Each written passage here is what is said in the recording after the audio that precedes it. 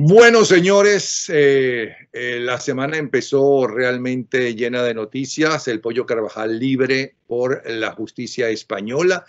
Luego está la masacre, una nueva masacre en las minas del Estado Bolívar, denunciado por de Gracia.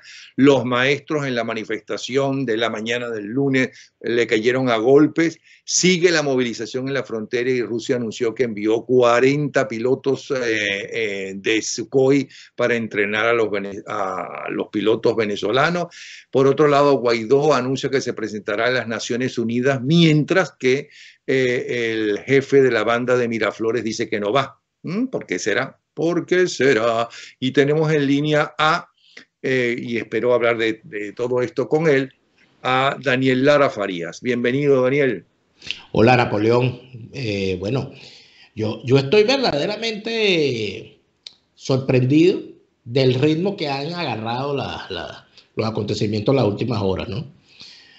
Normalmente se supone que el ritmo al que marcha la realidad venezolana es distinto al arranque de la semana.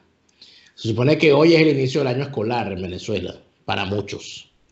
Pero a mí sinceramente me tiene particularmente afectado, no en lo personal, porque pues, obviamente no, pero sí desde el punto de vista de intentar entender lo que es Venezuela hoy y lo que se está armando hoy. A mí me parece verdaderamente lamentable lo que ha ocurrido con el Pollo Carvajal en España. Yo no he visto el contenido de la sentencia. Mañana, el martes, se sabe. Porque entre las cosas que se decía y que alegaban la defensa, era que si esas eran las acusaciones, que se les juzgara en España. Pero es que hay algo particular que el Estado español está pasando por alto y que Europa está pasando por alto. El Pollo Carvajal, en caso de que fuese inocente de las acusaciones de narcotráfico, estuvo durante 20 años dirigiendo el aparato de inteligencia del chavismo. Un régimen catalogado por la misma Europa como violador de los derechos humanos, certificado por informes emitidos por la alta defensora de los derechos humanos de la ONU, por distintas organizaciones independientes, reconocido como violador de los derechos humanos, criminal de lesa humanidad en el concierto latinoamericano, etc. Entonces, la gran pregunta es si ahora España se va a convertir, después de ser refugio favorito de bolichicos, de boliburgueses y de corruptos de ayer y hoy, va a ser ahora también el refugio de los esbirros. Ya van dos. Entonces absuelven a este señor, el Pollo Carvajal, pero es que ella estaba muy tranquila viviendo allí, la señora Gabriela del Mal Ramírez, que está dándose vida según ella, de pobre inmigrante fregando platos. Pero, Daniel, una cosa es la justicia, que supuestamente es independiente, y otra cosa es el Estado español, que de paso la máxima autoridad civil es socialista, es del PSOE. Claro, el sistema judicial forma parte del Estado. Y por cierto, quiere llegar a acuerdos para poder gobernar con uno de los financiados por la dictadura venezolana, como es Podemos. Así es, pero el punto es que si la justicia toma una decisión, lo relacionado a la permanencia de esos personajes en territorio español, sí depende del Ejecutivo. Bueno, PSOE y Podemos.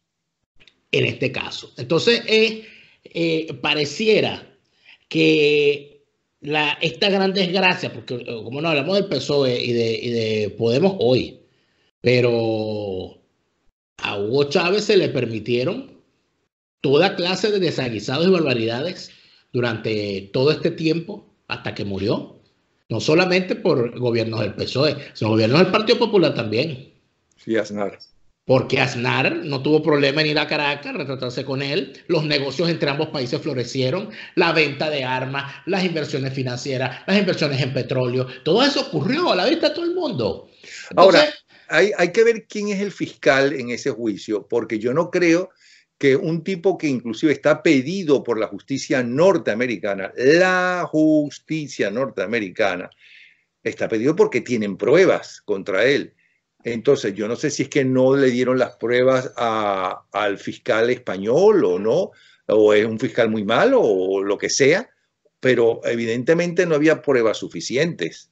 Bueno, pero es que lo poco que nos mostraron era lo suficiente, no solamente para pedir la extradición, aprobar la extradición de Pollo Carvajal, sino para exigir la extradición de todo el alto mando del chavismo de los últimos 20 años, incluido José Vicente Rangel, incluido Diosdado Cabello, incluidos los ministros de la defensa de todos estos años, porque es imposible, que es una cosa básica. ¿Cómo es eso que uno ve el mapa, que es una cosa que uno no puede modificar? Todos los sistemas de vigilancia del espacio aéreo en la región de América Latina, los revisas y te encuentras las trazas de los vuelos desde Venezuela hacia Centroamérica, Honduras y otros territorios para lo relacionado al tráfico de cocaína. Entonces, ¿cómo se explica que eso ocurra si se supone que el Estado está bajo control del chavismo sin que el chavismo lo sepa, sin que los militares lo sepan, sin que el ministro de la Defensa lo sepa y sin que los jefes del alto mando militar lo conozcan? Es imposible. Entonces, a mí no me pueden decir, de verdad es que no me cabe en la cabeza, que durante 20 años el chavismo se haya convertido en una organización criminal y el Pollo Carvajal haya sido el único niño Jesús, el único monaguillo del chavismo. Y yo no sé qué secreto le sabrá el Pollo Carvajal a Europa, que es segunda vez que hay una decisión a su favor por parte de los europeos. La primera vez, cuando se le deja, en las Antillas holandesas se le deja en libertad, y ahora. Entonces, son las preguntas básicas. ¿Cómo es eso que hay una acusación de que se usaban las cuentas de PDVSA para lo relacionado a la movilización de dineros a favor, vinculados al narcotráfico y al financiamiento a la FARC? Y Rafael Ramírez no lo sabía. O sea, Rafael Ramírez es inocente, él no sabía, a él lo engañaron, lo tenían engañado. La obediencia debida no tiene valor en juicios de derechos humanos, tampoco para juicios de narcotráfico. Tú no puedes decir, no, yo trafiqué con droga porque Chávez me mandó, yo soy inocente. Eso es mentira. Y el problema entonces está en cómo explicarán las autoridades tanto de los Estados Unidos como de Europa estas cosas que están pasando. Porque yo no entiendo por qué el Pollo Carvajal se pide la extradición, pero a Christopher Figuera se le protege en territorio de los Estados Unidos. Entonces, hay un tema verdaderamente preocupante en lo que se refiere al manejo del caso Venezuela.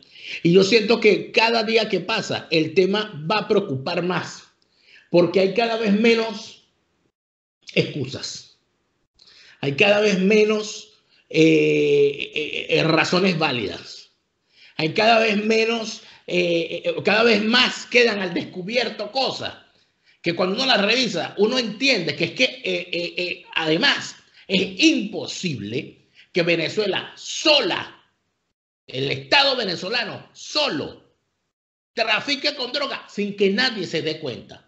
Porque número uno, se dan cuenta los que saben el consumo que tienen en sus países, y número dos, se dan cuenta los que ven a las aeronaves, los que tienen bases en sus países, etcétera, etcétera. Entonces, Colombia debe saber que la droga que sale de su país transita por Venezuela. Centroamérica, especialmente Honduras, El Salvador y Guatemala, y ni decir de Nicaragua, que es mejor no nombrarla, porque ya está el señor Ortega y él no va a hablar de eso, pero los vecinos, Panamá y Costa Rica, están perfectamente al tanto del tránsito de aeronaves por esa zona para traficar con droga para los Estados Unidos. Ni hablar de las organizaciones policiales internacionales. Ahora nadie sabe. O sea, ahora todo esto es un secreto. Ahora todo esto es, o sea, el régimen venezolano han sido los narcotraficantes ninja que en la noche nadie los ve. O sea, y es una cosa que ocurrió y los tipos fueron los narcotraficantes perfectos. Yo no sé. Yo estoy sumamente preocupado. Me parece que esta decisión es lo suficientemente preocupante por dos razones, además.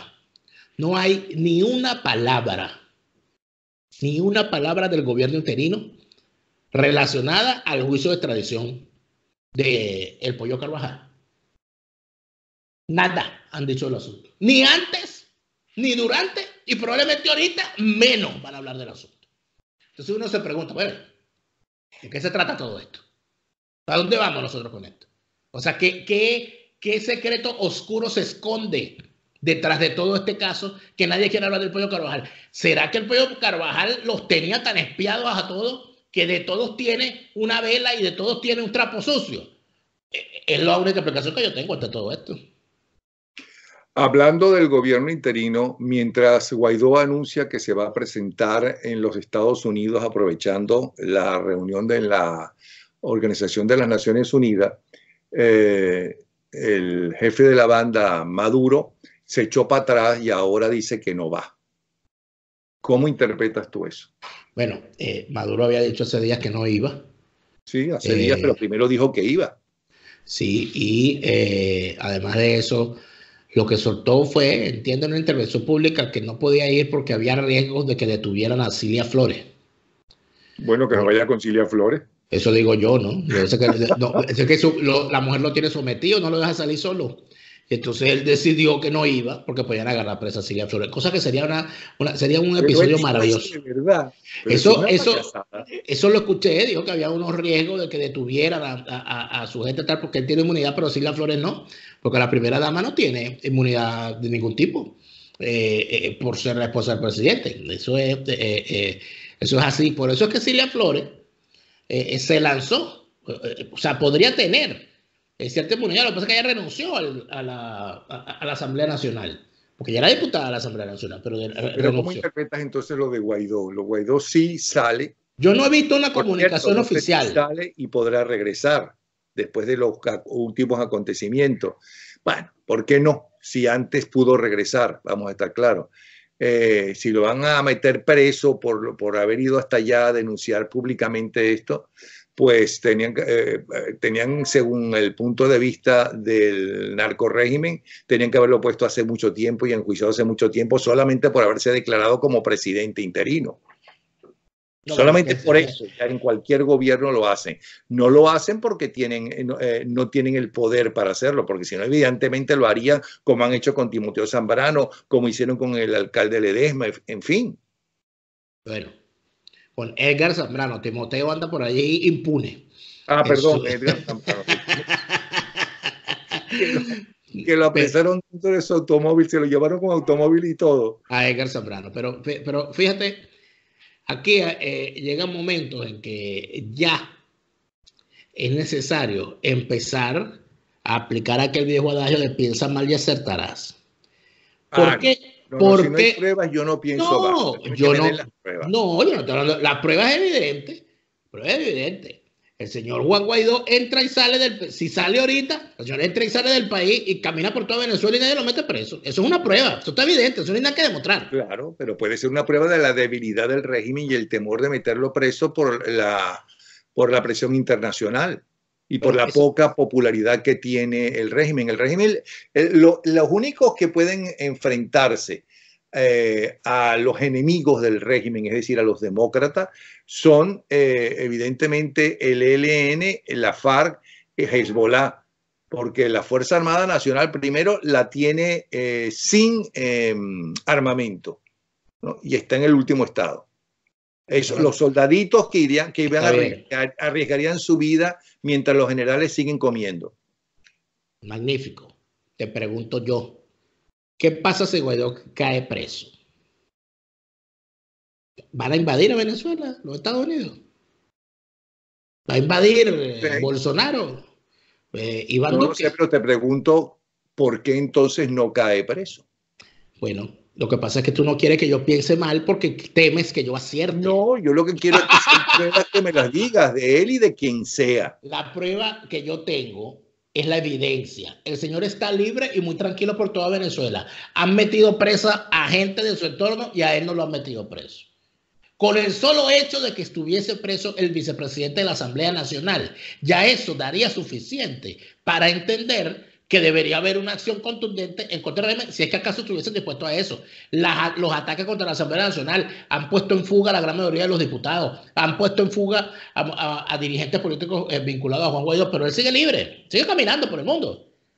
Y bueno, y con esto que ha salido, de que el señor cruzó la frontera con colaboración, tal, la gran pregunta que yo me hago es, bueno, si él sale ahorita, si se da el lujo de anunciar que va a salir, yo no he visto publicaciones por ahí, por Instagram y eso, pero no he visto una declaración de Juan Guaidó diciendo que perfecto, pero entonces, según eso mismo, ¿por qué no está preso el ministro de la Defensa y por qué no está preso Michael Moreno si estaban metidos en una conspiración para tumbar el régimen?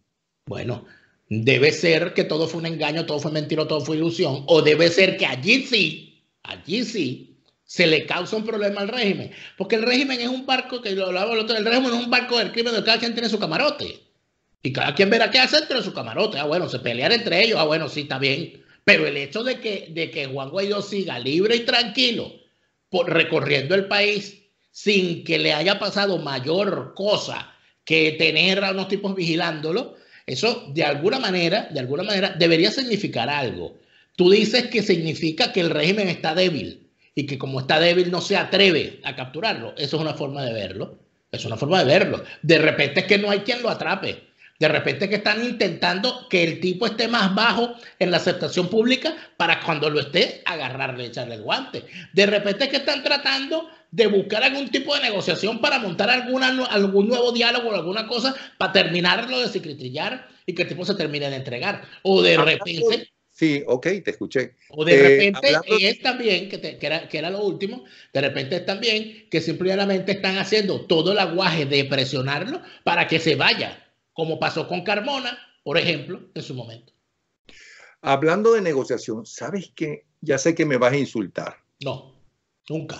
¿Sabes que me cuesta creer que un tipo que fue alto dirigente del Partido Social Cristiano, que estuvo a punto de ser presidente de la República, que fue consentido hasta cierto punto porque después lo traicionó, según el otro lado, de Rafael Caldera, que Eduardo Fernández y su hijo estén en negociaciones con el régimen para aceptar unas elecciones y que además sea el candidato del chavismo, Eduardo Fernández. No, yo no puedo. O sea, yo no tengo pruebas. ¿Tú tienes pruebas sobre eso? Que me parece que eso es un invento. ¿Tú tienes pruebas sobre eso? No, por eso. Yo no tengo ninguna prueba. Por eso te digo que me parece inaudito. Bueno, a mí no. A mí no me parecería inaudito. ¿Por qué? Porque ellos manifiestamente han dicho, el padre y el hijo, que hay que llegar a una solución negociada. Inclusive promovieron un foro, que no sé si fue esta semana o la semana pasada, a mí me llegó Sí, tú hablaste de ese foro. ¿Te acuerdas? Donde decían que había que buscar unas elecciones cuanto antes, que había que transitar de nuevo el camino electoral. En eso andan no solamente el Tigre y el Tigrito, en eso andan el Felipe Mujica y Claudio Fermín junto a Eduardo Fernández, que serán entonces los tres tristes tigres, me imagino yo. En eso anda Juan Barreto, en eso anda este pobre señor, que yo cada vez que lo veo yo digo, oye, señor, dale la paz, Enrique Ochoa Antich. En eso anda el señor Leocenis García, en eso anda el señor Timoteo Zambrano, en eso andan una buena cantidad de caterva de personajes. Y entonces pero aquí, que Eduardo Fernández sea candidato del chavismo. bueno, yo no sé si llegué a tanto, pero es que hay muchas formas de ser candidato al chavismo. ¿Tú no crees que Capriles fue candidato al chavismo? No, pero sí creo que el zuliano... Arias Cárdenas. Arias Cárdenas, que no es zuliano, es adquirense, pero el otro... Rosales. Yo sí creo que Arias Cárdenas y Rosales fueron candidatos que necesitaba Chávez. ¿Y Capriles no? No, no creo. No creo. Yo creo que Chávez ha escogido, desde el 98, Chávez escogió a todos sus contendores. Y explico el punto. Yo creo que cuando Chávez decidió dejar de confrontar con Irene Sáez, dejar de confrontar con Alfaro Cero y empezar a confrontar con Salas Romer, llamándolo representante de la oligarquía, bla, bla, bla, y todo aquello, él decidió que él se acentuaba su perfil de lo que él quería proyectar si confrontaba con Salas Romer. En vez de confrontar con el candidato de Acción Democrática, al cual no podía acusar de no venir de un sector popular, de Ragamber popular, independientemente de lo que fuese el Farucero, independientemente. En el año 2000, cuando él le da la orden a Arias Cárdenas de que vaya a ser candidato. Yo creo es que Chávez Frías estaba muy seguro de que él necesitaba confrontar.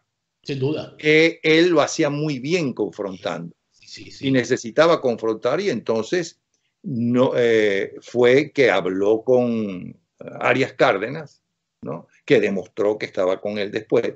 Y fue cuando habló con, hasta el nombre se me olvida el tipo, Rosales, ¿okay? Que ya sabemos cuál ha sido su historial. Pero yo pienso que él, cuando decide confrontar con Chávez, decidía con quién. Cuando se decide apuntalar todo aquello de Capriles. Capriles fue el mejor candidato que pudo tener Chávez en su contra, porque lo podía acusar de todo lo que él en su discurso de los 15 años anteriores venía manejando. Oligarcas, niños ricos, hasta el tema racial, cosa que aquí se ignora muchísimo, se soslaya el uso grosero del racismo que ha hecho el chavismo todo este tiempo, vinculando el color de la piel a la ubicación política y a la pobreza. Entonces aquí negro es sinónimo de pobre y blanco es sinónimo de rico, cosa que es completamente absurda en el caso de Venezuela, empezando por él y por su familia, que pobres no son el día de hoy. Entonces, no, que lo que Chávez logró fue gracias a la Cuarta República, porque él estudió en colegios abiertos del gobierno, del Estado venezolano, que es del gobierno, del Estado de la Cuarta República, en la revolución educativa que se hizo en la Cuarta República, al igual que su salud, y luego como militar también lo pagó la República, la Cuarta República. Y luego, y hablando de racismo o no, él fue candidato y ganó las elecciones y le dieron las elecciones.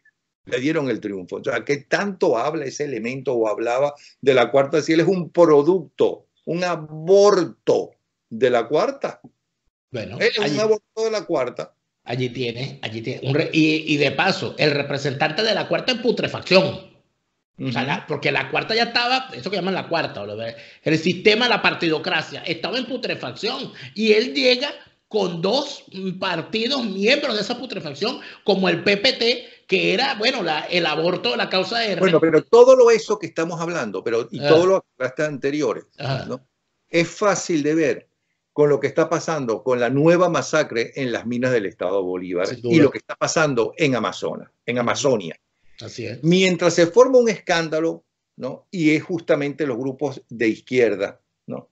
Que forman un escándalo con lo que sucede con las quemas en Brasil, ¿no? Que bueno que formen un escándalo, perfecto. Lo único malo es que ellos forman un escándalo no porque les interese las quemas en Brasil, sino por política, porque como Bolsonaro no es de izquierda, por eso es que no hablan de unas quemas auspiciadas abiertamente, ¿no? Por el Evo Morales en la Amazonia boliviana. Y no hablan para nada de la masacre que se está haciendo no solamente con el medio ambiente, sino también con los indígenas de la región, de lo que está pasando con las minas. Todo eso está pasando porque si algo son buenos, son los izquierdistas, porque no ves que tienen que vivir del cuento. Ellos tienen que vivir del cuento y siempre son muy buenos en propaganda. Son buenos en eso. Los mejores publicistas, aunque eso no es propaganda política que existen, no están en la Quinta Avenida, que tienen fama de tener las mejores publicidades del mundo. Están en cada partido comunista, hasta de los rincones más lejanos. Ahí están los grandes propagandistas políticos. Y eso es lo que debe estar pasando, de todo lo que tú estás diciendo. Y yo creo que buena parte de lo que además la propia oposición retituea y además insiste y se lo cree, de la dirigencia democrática, buena, mala, irregular, porque hay de todo como en todo, ¿ok? Está inventado por ellos. Y eso es lógico, eso no es nada nuevo. Bueno, pero no pasó en Estados Unidos que Rusia hace que, ¿cómo se llama?, se mete en las elecciones y gana Trump. Bueno, pero no gana, por cierto, por votos. Quien ganó por votos. Pero eso no ha sido demostrado. Hillary Clinton. Eso no ha sido demostrado. Es más, más bien se ha desmentido reiteradamente en tribunales en las investigaciones que eso haya ocurrido, que no quiere decir que no lo hayan intentado, que eso sí es verdad.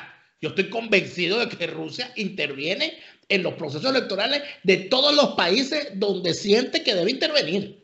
Y eso aquí en Europa se sabe y se conoce, que los financiamientos son obvios y porque los posicionamientos también lo son. A Rusia pero tampoco se ha demostrado, porque tú con tal de pelear dices, pero eso no se ha demostrado, pero yo estoy seguro que sí. No, lo que está demostrado es que Rusia y Putin en particular interviene en las elecciones de otros países a través de sus aparatos de inteligencia. Lo que no está demostrado en los Estados Unidos es que esa intervención haya rendido frutos ni que haya sido pactada con Donald Trump, que es de lo que lo están acusando. Son dos cosas distintas. Pero ¿okay? Qué extraño que de la gente que rodeaba a Donald Trump, todos tuvieron relación con ellos, con Rusia. Bueno, qué cosa más extraña. Cosas extrañas como por ejemplo lo que yo te estoy diciendo con respecto. Entonces los aviones que salen de los llanos venezolanos hacia Centroamérica y demás, no está demostrado que están esos aviones llenos de droga. Sí está demostrado. No. Claro, si los capturan cada 3 días, agarran un avión en Centroamérica. Son unos gente ahí, unos malucos que el gobierno... inclusive más de uno, el gobierno los ha metido presos, algunos de ellos. Además de eso, Juan Guaidó no lo están dejando que haga lo que le da la gana porque está haciendo todo lo que el gobierno quiere que haga tampoco. Él es un gran luchador. ¿Para qué lo dice? Si no está demostrado, ¿para qué lo pone? No está demostrado. Bueno, que no está demostrado que Juan Guaidó esté jugando el juego del régimen. Por eso que no podemos decirlo. Yo no creo que esté jugando el juego del régimen. Yo tampoco, porque no está demostrado. No, yo no creo esté demostrado o no jugando el juego del régimen, porque además no está demostrado. Yo lo que creo es que tienen un concepto de un enfrentamiento a una banda de criminales, como si esa banda de criminales, narcotraficantes y asesinos fuera como si fuera una dictadura, ¿no? De izquierda y punto. Y eso no es así. El planteamiento es que cuando se hagan las sumas y las restas, uno tendrá que calcular lo siguiente. Si Juan Guaidó es el hombre correcto para enfrentar al régimen y personajes como Ramos Alup y como Manuel Rosales son fichas del régimen, ¿por qué el partido de Ramos Alup y el partido de Manuel Rosales apoyan a Juan Guaidó?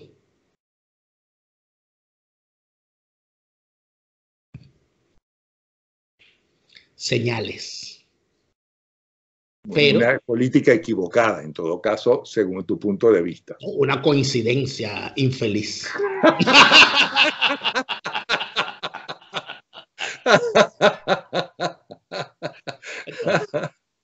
Todo lo que es. Una coincidencia infeliz. Cosas que ocurren de vez en cuando. Sí.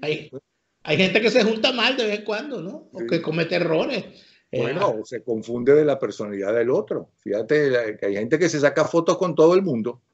Sí, sin duda. No, y hay gente, además de... Lo que pasa es que hay uno que cada vez que te sacan una foto se la sacan con la persona equivocada. Ese es el problema, ¿no? De resto todo está bien. No sé qué decirte. Pero no hay pruebas de que sepan con quién se están sacando la foto.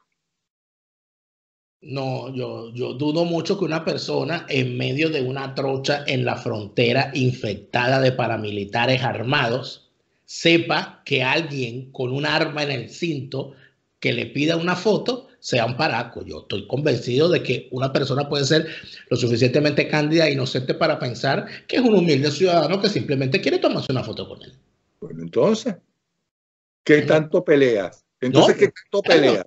Yo estoy defendiendo la posición de que hay que entender y creer que Juan Guaidó no está jugando el juego que el régimen quiere, sino que él está haciendo una lucha y el régimen tiene miedo de pisarlo. Esa es la posición que hay que defender en este momento. Bueno, sobre los maestros va a hablar Zairán Rivas, justamente que estaba en la manifestación. ¿Ok? Y sobre la masacre en las minas de Bolívar, alguien tiene que darle un parado a esta gente internacionalmente. No porque dejen de hacerlo, porque evidentemente que las presiones internacionales, el efecto que tienen no es para que dejen de hacer las cosas. pero sí para que traten de justificarla y esconder algunas cosas. Lo que está ocurriendo en el arco minero es una desgracia de tal magnitud que debería ser una vergüenza para la región. Y lo que se está alarmando allí supera las barbaridades que se vivieron en la guerra de los diamantes de sangre en Sierra Leona y Liberia. Y hay que entender que esa desgracia terminó con todo lo que se pueda decir de África, con todas las malas referencias que la gente normalmente tiene sobre África cuando va a hablar de lo malo. En África, los países africanos, tal era el escándalo, que se pusieron de acuerdo y concertaron una salida y lograron que el tirano, el señor de la guerra, Charles Taylor, de Liberia, fuese sacado a rastras de Liberia y llevado a un tribunal internacional por todo el daño que había causado. El daño duró décadas y fue una situación verdaderamente espantosa.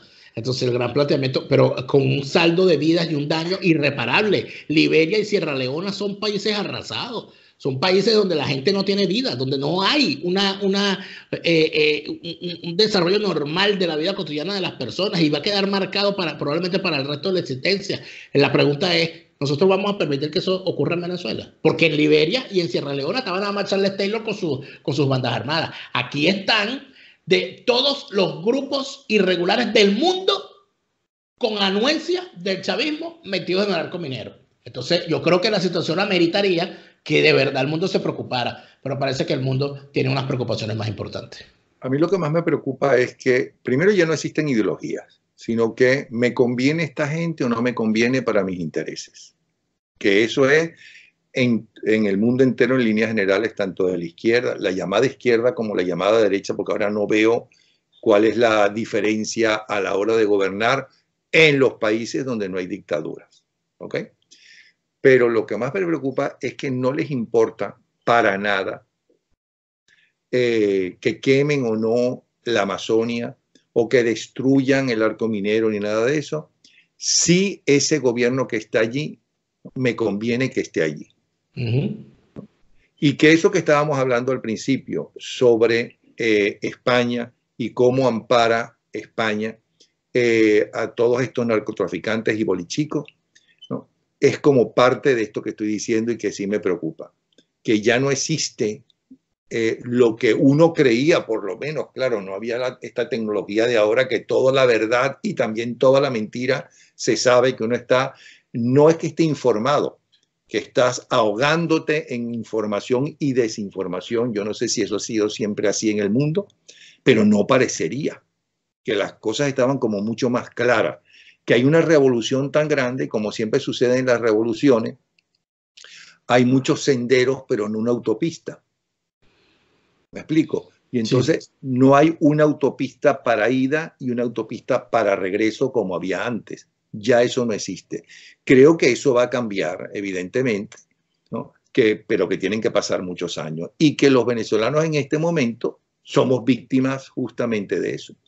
Sí, estamos en el medio de una... Hay que verlo, yo pienso que lo que has dicho es correcto. Es que estamos en medio de un cambio de paradigma mundial, donde hay una grave crisis de los valores de la sociedad occidental, donde creo que en un futuro podremos hablar de que estos son los resabios de la Guerra Fría. Estamos en una posguerra fría. Estamos viviendo unos conflictos internos dentro de la sociedad occidental que de verdad parecen no tener respuesta, o por lo menos no se ve una actuación de las instituciones principales de la sociedad de Occidente para enfrentar esa situación. Y además vemos una grave deriva, y eso es importante decirlo, hay una grave deriva de países y de sociedades que no entienden muy bien dónde están parados en medio de este conflicto. Y es particularmente el caso de Rusia. O sea, Rusia no ha entendido que su papel, o sea, que cómo se ve a Rusia por parte de los enemigos de Occidente. Rusia es también un enemigo. ¿O es que acaso los rusos no son mayoritariamente cristianos? ¿O es que acaso la Iglesia Ortodoxa rusa no es un puntal fundamental de la sociedad rusa? Siendo así las cosas, cuando los tipos de ISIS, de Al Qaeda y los de Hezbollah y los de Hamas hablan de los infieles, están hablando de todos los cristianos. incluidos los cristianos ortodoxos rusos. Cuando en Rusia se haga ese análisis y se entienda que ellos están defendiendo un bando equivocado, aquí las cosas deberían empezar a cambiar, porque lo que en realidad se requiere dentro de todo esto, lo que requiere Rusia, es una democratización real, que no la ha tenido. Posible en Rusia. Ellos están acostumbrados y han vivido toda su historia con dictadura. Lamentablemente es así. Lamentablemente es así. Me preocupa más bien es Occidente, porque las democracias en Occidente se están debilitando aceleradamente.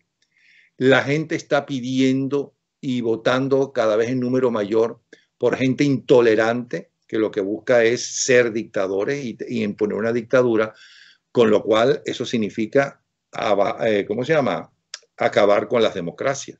Creo que la democracia, por mucho que otros digan todo lo contrario, yo siento que está en uno de los peores momentos de su historia, inclusive, ¿no?, cuando la Segunda Guerra Mundial, porque cuando la Segunda Guerra Mundial exactamente se luchaba, ¿no?, por la libertad, por la democracia.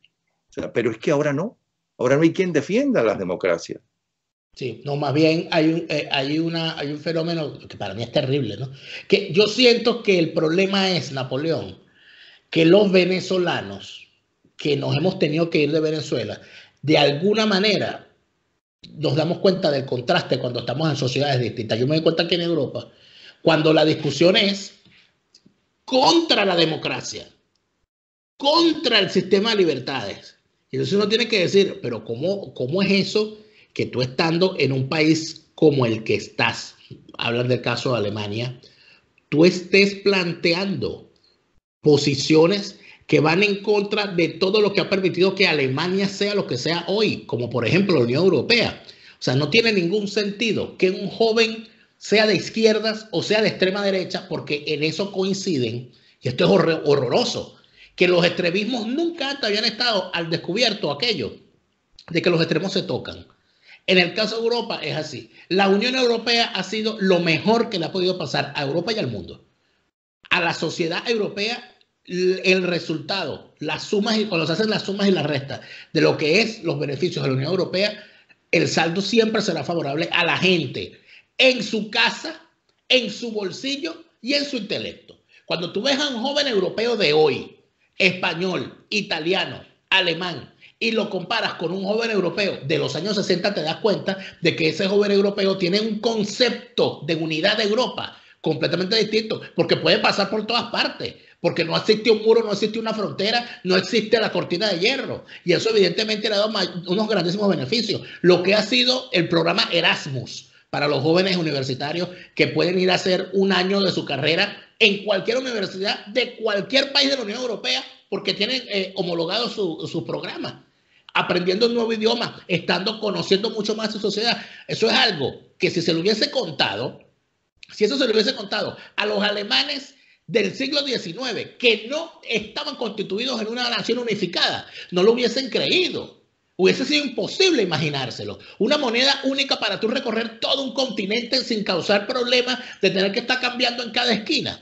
Eso nadie se lo hubiese imaginado. Y cuando tú ves que hay unos extremistas de izquierda y unos extremistas de derecha diciendo que la Unión Europea no le está dando a su país lo que merece y que por tanto tengo que irme. O sea, tú dices, bueno, es que aquí lo que hay, bueno, aquí, esto es la hora loca. Esto es la hora loca. Porque tú, ¿cómo le puedes decir qué es lo que pasó en Gran Bretaña? Esa visión snob de sentir de que, bueno, es que como nosotros sentimos que somos algo distinto. No, no lo eres. No eres algo distinto. Y los que están padeciendo ese resultado del Brexit en Inglaterra son precisamente los jóvenes. Entonces, un joven inglés, Inglaterra seguirá siendo Inglaterra, obviamente, pero un joven inglés, cuando tenga que antes podía ir a cualquier país de Europa y conseguir mejores trabajos que los propios nacionales de ese país por el solo hecho de hablar inglés nativo, ahora tendrán el problema de que van a tener que pedir una visa de trabajo. Y eso ya constituye un golpe hasta en el propio ego de los jóvenes ingleses. Bueno, y las empresas que se van a ir de Inglaterra como sede, exactamente por eso, porque ahora Inglaterra va a volver a ser lo que en el fondo ellos quieren ser y son, no es que quieren ser, es que son una isla, son unos isleños.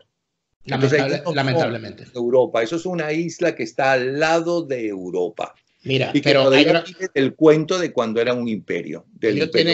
Hay una consecuencia, ya finalmente, con respecto a esto, hay una consecuencia insólita y positiva que ha tenido el Brexit. Que todas estas consecuencias de este Brexit caótico, se está viendo que cada día nos sorprende el caos que hay. Una gente tan organizada, supuestamente como los ingleses, no hayan cómo ponerse los pantalones en medio de esta situación, ha tenido una consecuencia interesante, que la juventud europea se está viendo en ese espejo. Por esa razón es que han caído las posiciones extremistas a favor de la independencia catalana, porque la cosa es básica. Si usted forma parte de España, usted forma parte de Europa. Si usted se declara independiente, usted tiene que ir a hacer la cola con los otros países de Europa para formar parte de la Unión Europea. Por lo tanto, usted búsquese una nueva moneda, usted búsquese su frontera, búsquese su guardia fronteriza y todo lo demás. Ya cuando la gente se enfrenta con eso y dice, quiere decir, ok, yo no quiero ser español, pero entonces no voy a ser europeo tampoco. No, no lo vas a hacer. Europa como unión le dio una salida a países como España con sus graves conflictos de nacionalismo, a países como Alemania. Es verdad, pero estamos totalmente de acuerdo, pero es lo mismo que te estoy diciendo, ¿okay? Con las democracias. Nunca ha estado tan débil esa Unión Europea como ahora. Así es. Nunca han estado tan débiles los partidos políticos, porque antes había un partido que era de derecha y un partido que era de izquierda, dentro del cual tú tenías gente de centro derecha, gente de derecha, gente de centro izquierda, gente de extrema izquierda, pero todos estaban en esos dos partidos. Sí. Ahora, por un lado, con la libertad que hay mucho mayor y con la información mucho mayor, todo se multiplica en un montón de partidos, con lo cual, y eso es lo malo, ¿no? Es dificilísimo gobernar. No llegan a acuerdos para gobernar. No solamente eso, sino que tienes un problema. El enfrentamiento de los rusos con los norteamericanos en la Guerra Fría. Los norteamericanos y los rusos podían sentarse y decir, dar sus puntos de vista y llegar a algunos acuerdos fundamentales para el mundo. Pero ahora, ¿cómo llegan a acuerdos con los extremistas musulmanes? ¿Cómo llegan con los otros grupos extremistas? ¿Quién llega a acuerdo con ellos? Si son totalmente independientes y son unos radicales.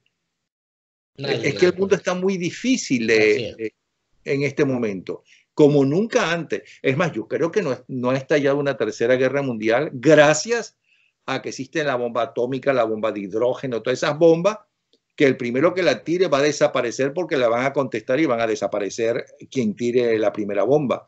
Pero si no hace tiempo, habría una tercera guerra mundial. En el momento donde el desarrollo científico y tecnológico de la humanidad es el mayor de toda la historia, donde el ser humano, donde ha bajado la pobreza a nivel mundial. En este momento, fíjate cómo está el mundo. Es impresionante, porque hay una revolución, pero una revolución que hasta ahora todas estas crisis revolucionarias nos han llevado a cosas mejores, como la revolución industrial, etcétera, etcétera. Esperemos que nos lleve para bien y no para mal. Pero bueno. Esperemos. Bueno, señor, mañana seguimos, ¿ok? Sin duda. Saludos. Gracias, señor Lara Farías. Ya saben que para seguirlo, @DLaraF. Hasta luego.